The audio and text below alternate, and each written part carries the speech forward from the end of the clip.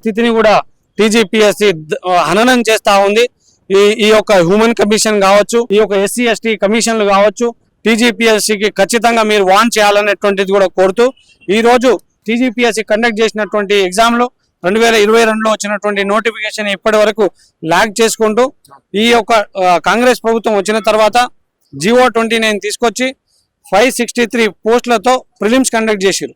ఈ జివో 29 అప్పుడే జరిగింది. జివో 29 తీసుకురావడం వల్ల ఈ ఎస్సీ ఎస్టీకి అన్యాయం చేస్తూ సీఎం ముఖ్యమంత్రి రేవంత్ రెడ్డి గారు వారి యొక్క సామాజిక వర్గానికి మాత్రమే బెనిఫిట్ చేయడానికి ఈ జివోని తీసుకొచ్చారు. ఇది కాదని చెప్పండి. సీఎం రేవంత్ రెడ్డి గారు మీరు ఒట్టేసి చెప్పండి మీ సామాజిక వర్గానికి బెనిఫిట్ చేయాలనే ఇక్కడ అవకతవకలు జరిగినాయని కూడా అంటున్నారు. అదే విధంగా ఒకే సెంటర్ లో రాసిన చాలా మందికి దాదాపు 500 పైగా మందికి సేమ్ మార్కులు రావడము, అటు ఇటు మార్కులు రావడం అనేది మాట్లాడుతూ ఎట్లా ఇప్పుడు ఒకే సెంటర్ లో ఇప్పుడు కోటి ఉమెన్స్ కాలేజ్ ఉంది. అందులో ఓన్లీ మహిళలకు మాత్రమే ఎగ్జామ్ రాయడానికి కారణం ఏంటి? వేరే వేరే దగ్గర అందరినీ కూర్చోబెట్టి రాయించారు కదా. మహిళలను అక్కడ సపరేట్ చేసిన వెంటనే హాల్ టికెట్ అక్కడిక్కడ జంబుల్ అయిపోయింది. హాల్ టికెట్లు చేంజ్ చేసారు. ఫస్ట్ ప్రిలిమ్స్ కి మెయిన్స్ కి హాల్ టికెట్ మీరు చేంజ్ చేసారు కాబట్టి అక్కడే మీరు దొంగతనం చేయడానికి ఇక్కడే మొదటి కారణం. ఈ యొక్క హాల్ టికెట్ చేంజ్ చేసేసి మహిళలను మాత్రమే ఎక్కడ కూర్చోబెట్టి రాయిస్తారు. అక్కడ ఎందుకు పెట్టలేదు అనేటువంటి చెప్తే ఆ కాలేజ్ ఒక యాజమాన్యం చెప్పింది కాబట్టి మేము పెట్టలేదని అంటా ఉన్నారు. టీజీపీఎస్సీ అక్కడ నుంచి వెళ్ళినటువంటి అడ్వకేట్ గారు చెప్తారు మీరు అక్కడ మేల్ క్యాండిడేట్స్ మాత్రం కెమెరాలు తీసుకెళ్లి వాష్రూమ్లలో ఫిక్స్ చేస్తారు కాబట్టి మేము వాళ్ళని అలో చేయలేదు అంటారు. యూపీఎస్సీ కండక్ట్ చేసేటువంటి ఎగ్జామ్లు ఏ విధంగా కండక్ట్ చేస్తారు? అందులో తర్వాత ఎన్నో public service commissions exam conduct చేస్తే అందులో చాలా వరకు ఎగ్జామ్ జరిగేవి. కానీ ఇప్పుడు మాత్రం అదొకటి. ఆ విషయం కాకుండా కొన్ని సెంటర్లలో అత్యధికంగా సెలెక్ట్ అవ్వడం, కొన్ని సెంటర్లలో 0 సెలెక్షన్ అవ్వడం, ఇది మాత్రం చాలా దారుణం. తర్వాత ప్రిలిమ్స్ కి మెయిన్స్ కి వేరే వేరే హాల్ టికెట్ ఇవ్వడం. మళ్ళీ ఇది మాత్రం ఇంపార్టెంట్ అండి. ఈ ప్రిలిమ్స్ లో ఎంతమంది క్వాలిఫైయర్ అంటే 31,403 మెంబర్స్. కానీ ప్రిలిమ్స్ క్వాలిఫై అయిన తర్వాత మెయిన్స్ రాసిన వాళ్ళు 21,093. కానీ జిఆర్ఎల్ వచ్చేటప్పటికి 21,103 మెంబర్స్ అవుతారు. ఈ 10 మంది ఎక్స్ట్రా వచ్చారు కదా. 10 మంది ఖచ్చితంగా ఈ కాంగ్రెస్ పార్టీ ముఖ్య నాయకుల యొక్క కొడుకులే, కూతుర్లే, వాళ్ళ ఫ్యామిలీ మెంబర్స్ అనేటువంటిది కూడా మేము తెలియజేస్తా ఉన్నాం. గతంలో ఉన్నట్టు గతంలో ఇంటర్వ్యూలు ఉండేది ఎగ్జామ్ కి, ఈసారి ఇంటర్వ్యూలు కూడా తీసేయడం వెనుక కూడా ఏదో అనిపిస్తుంది అని చెప్పి మాట్లాడుతున్నాయి. ఇంటర్వ్యూ అనే విషయంలో ఇంటర్వ్యూ ఉండకూడదు అండి. ఇంటర్వ్యూలో ఏంటంటే పార్షియాలిటీ అనేటువంటిది ఉంటుంది. ఖచ్చితంగా వాళ్ళ యొక్క కులానికి వర్గానికి ఎక్కువ మార్కులు వేస్తారు కాబట్టి ఇంటర్వ్యూ అనేటువంటి ప్రాసెస్ అది కరెక్ట్ కాదు. సో అది తీసేయడం మంచిదే అది. సో ఇందులో 10 మంది వచ్చారు కదా, 10 మంది ఎవరు అనేటువంటిది కూడా చెప్పాలి. ఈ మిగిలిన 25 సెంటర్లలో ఓన్లీ 69 మంది వస్తారు.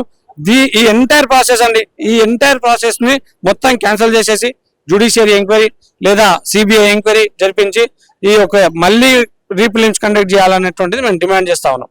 ఎవాల్యుయేషన్ అనేటువంటి ప్రాసెస్ కూడా చాలా తప్పు. ఎవాల్యుయేషన్ ఎవరిది? ప్రొఫెసర్లతో చేపిస్తామనేటువంటిది వాళ్ళే ప్రెస్ నోట్లు ఇచ్చారు. కానీ ప్రొఫెసర్లతో కాకుండా డిగ్రీ లెక్చరర్లతో ఎవాల్యుయేట్ చేస్తారు. డిగ్రీ లెక్చరర్లతో ఏ విధంగా ఎవాల్యుయేట్ చేస్తారు? వాళ్ళ యొక్క ప్రాసెస్ వేరు, గ్రూప్ 1 అనేటువంటిది వేరు.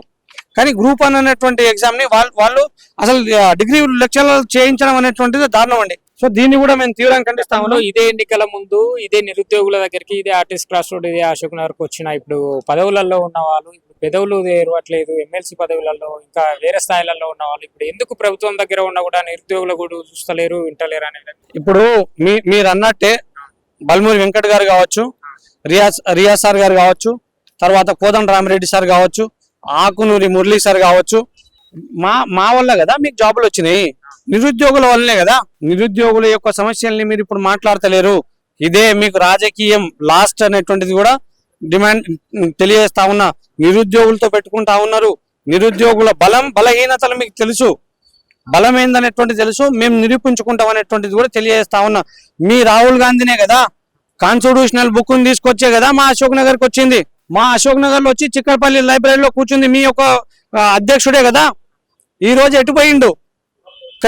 కన్యాకుమారి నుంచి కాశ్మీర్ వరకు తిరుగుతూ రాజ్యాంగాన్ని నేనే రక్షిస్తున్నా అనేటువంటి రాహుల్ గాంధీ ఏ విధంగా ఈ రోజు ఏడిపోయిండు? తెలంగాణ రాష్ట్రంలో మీ ప్రభుత్వం ఉంది, సిగ్గుపడండి. కాన్స్టిట్యూషన్ లో అంటే మా ఫండమెంటల్ రైట్స్ ఉంటది. రాహుల్ గాంధీ మీరు పట్టుకున్నటువంటి కాన్స్టిట్యూషన్ బుక్ లో ఆర్టికల్ 15, ఆర్టికల్ 16 అనేటువంటి ఉండదా చూసుకోండి. అంటే దాదాపు 1300 మంది విద్యార్థి బలిదానాల మీద ఏర్పడ్డ తెలంగాణ, నీళ్లు నిధులు నియామకాల పేరుతో ఏర్పడ్డ తెలంగాణ 10 ఏళ్లు బీఆర్ఎస్ ని భరించాక మార్పు కోరుకొని కాంగ్రెస్ పార్టీకి ప్రభుత్వాన్ని అప్పచెప్తే ఈ విధంగా చేయడం అనేది నిరుద్యోగుల పక్షం లేకపోవడం అనేది ఏ విధంగా? ఇప్పుడు మన తెలంగాణ తెచ్చుకుంది నీళ్లు నిధులు నియామకాలు అనేటువంటి ట్యాగ్ లైన్ తో మనం పోరాడి తెచ్చుకున్నటువంటి ఈ తెలంగాణ రాష్ట్రంలో కాంగ్రెస్ పార్టీ నాయకులు కావచ్చు, ప్రభుత్వ అధికారులు కావచ్చు, వారి యొక్క కుటుంబ సభ్యులు కావచ్చు, వారికి మాత్రమే గ్రూప్ 1 ఎగ్జామ్ లో ర్యాంకులు వస్తా ఉన్నాయి. ఆ ఉద్యోగాలు వారు మాత్రమే పొందుతా ఉన్నారు. మీరు నిరుద్యోగులతో పెట్టుకుంటా ఉన్నారు, తెలంగాణ విద్యార్థులతో పెట్టుకుంటా ఉన్నారు. తెలంగాణ నిరుద్యోగులతో చెలగాటం ఆడినటువంటి ఏ ప్రభుత్వాలు కూడా కాలగర్భంలో కలిసిపోయినటువంటి విషయాన్ని తెలియజేస్తూ, విప్లవాలకు ఆరంభం అక్రమాలే అయితే గతి తప్పిన ప్రజాస్వామ్యం క్రమం తప్పుతున్నటువంటి ఈ రాజకీయ వ్యవస్థ, గతి తప్పిన ప్రభుత్వం, క్రమం తప్పిన ప్రభుత్వ విధానాలు, క్రమం తప్పుతున్నటువంటి ఈ టీజీపీఎస్సీ తిరిగి ఎప్పుడు సక్రమానికి శ్రీకారం చుడుతుందో అంతవరకు విప్లవాలు విశ్రమించవు, ఉద్యమానికి ఊపిరి విడిచిపెట్టవు.